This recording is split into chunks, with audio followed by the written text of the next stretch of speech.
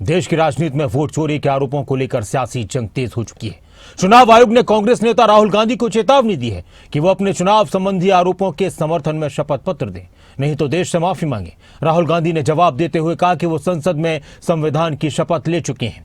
BJP ने राहुल गांधी के खिलाफ मोर्चा खोल दिया है और राहुल गांधी के बयान पर सियासत गरमाई हुई है। राहुल गांधी बार बार अपने बयानों में कह रहे हैं कि देश के अंदर लोकतंत्र का खात्मा हो रहा है और वोट की चोरी हो रही है, इलेक्शन चुराए जा रहे हैं। ये रिपोर्ट देखिए।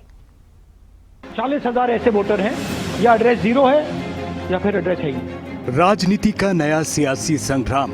सर, लोकसभा और विधानसभा के बीच में 1 crore new voters came into the game. चुनाव आयोग बनाम राहुल गांधी की जंग। राहुल गांधी ने चुनाव आयोग के खिलाफ मोर्चा खोला है। सीधा आरोप लगा रहे हैं कि लोकसभा और विधानसभा चुनाव के दौरान वोट चोरी हुई। डुप्लीकेट वोटर, ये देखिए गुरकीरत सिंह डांग, इनका नाम बूथ नंबर 116, 124, 125 एंड 126 में 4 बार। और ये सिर्फ एक व्यक्ति नहीं है, हजारों व्यक्ति हैं। ये है डुप्लीकेट वोटर की लिस्ट।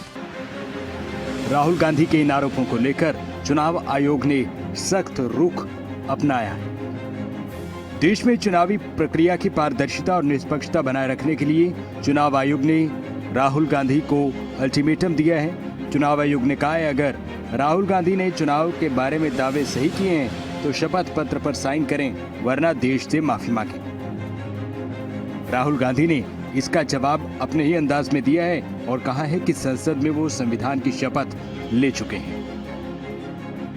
मुझसे इलेक्शन कमीशन एफिडेविट मांगता है। मैंने पार्लियामेंट के सामने, पार्लियामेंट के अंदर वोट लिया है, इस संविधान के सामने वोट लिया है, इस पर हाथ डाल के वोट लिया है। बीजेपी ने राहुल गांधी से पूछा है क्यों औपचारिक शिकायत राहुल गांधी नहीं कर रहे। आरोप लगाने के बाद सबूत राहुल गांधी क्यों नहीं दे रहे। जब मीडिया में अनर्गल आरोप लगाते हैं, उसके बाद प्रमाण मांगती है कोई संवैधानिक संस्था, तो प्रमाण देने से मना कर देना। शपथ पत्र मैं दूंगा नहीं, डिक्लेरेशन मैं करूंगा नहीं। जो संवैधानिक संस्था है वो कहती है आप जो तथ्य कह रहे हैं वो गलत है, रिकॉर्ड में कुछ और है, आप झूठ बोल रहे हैं, गलत है। और आप कहते हैं नहीं, मैं डिक्लेरेशन नहीं दूंगा, मैं शपथ पत्र नहीं दूंगा, आपके तथ्यों का मैं जवाब भी नहीं दूंगा। जो मैं कहूं खाता ना बही, जो राहुल गांधी कहे वही सही। ये मामला सिर्फ एक बयान का विवाद नहीं रह गया, बल्कि बीजेपी और कांग्रेस के बीच चुनावी रणभूमि का बड़ा मोर्चा बन चुका है। अलग अलग सियासी पार्टियां इस मुद्दे को लेकर अपने अपने राजनीतिक फायदे भुनाने की कोशिश कर रही हैं। राहुल गांधी जी को भारत की चुनाव प्रक्रिया और संविधान प्रदत्त व्यवस्थाओं का सामान्य जानकारी भी अगर उन्होंने स्टेटमेंट दिया है तो नहीं है। वो संविधान की पुस्तक जेब में तो रखते हैं, मैं उनसे आग्रह करूंगा कि उसे पढ़ें भी, क्योंकि चुनाव कराना, वोटर लिस्टों का संधारण करना, वोटर लिस्टों का सुधार करना, ये सब पूर्ण रूप से इलेक्शन कमीशन के मार्गदर्शन और तय नियत प्रक्रियाओं के तहत होता है। चोर बचाए शोर, चोर बचाए शोर, सूप बाजा तो बाजा, चलनियों बाजे, सैया बेल कोतवाल तो अब डर काहेगा।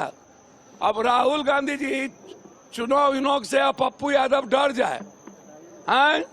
संविधान बचाने के लिए एक नोटिस, एक जेल, एक देखिए, इस देश की रक्षा के लिए 1 लाख बार राहुल गांधी जी को जेल जाना पड़ेगा तो जाएंगे, वो डरने वाले नहीं। ईसीआई तो बीजेपी का एजेंट है ही है, घोषित रूप से है। हमने दिल्ली के अंदर ये सारे प्रमाण दिए थे, हमने ये सब कुछ बताया था जो आज राहुल गांधी जी बता रहे हैं। तब राहुल गांधी जी और कांग्रेस पार्टी नहीं बोले। आज तो ये सारी बातें जो सामने आ रही हैं, हमने बताया तो था कि छोटे छोटे फ्लैट में 22 वोट, 25 वोट, 30 वोट बन रहे हैं। राजनीतिक गलियारों में इस बहस ने तेजी पकड़ ली है और मुद्दा गरमाया है। चुनाव आयोग को लेकर विपक्ष हमलावर है। इलेक्शन कमीशन पर हमला बोलना मुझे लगता है किसी भी चुने हुए जनप्रतिनिधि के लिए सही नहीं है, because it is a constitutional body. तो अगर आप एक कॉन्स्टिट्यूशनल बॉडी के ऊपर अगर आप आरोप लगा रहे हैं तो आपके सिस्टम, आपका इसका मतलब है कि you don't have any faith on this system. कि एक लोगों का नाम पे 5-5, 4-4 वोटर है। एक ब्रुअरी है जहाँ पे 50 से ज्यादा लोग रहते हैं। एक एड्रेस पे 200-250 वोटर्स रह रहे हैं जिनका कोई अता पता नहीं है, कोई एग्जिस्टेंस नहीं है, और एक आदमी 5 बार 6 बार एक दिन में वोट किया है। इस विवाद ने देश की राजनीति की हवा को गरमा दिया है। चुनाव आयोग, राहुल गांधी और बीजेपी के बीच जारी ये सियासी जंग आगे और भी तेज हो सकती है। ब्यूरो रिपोर्ट, खबरें अभी तक।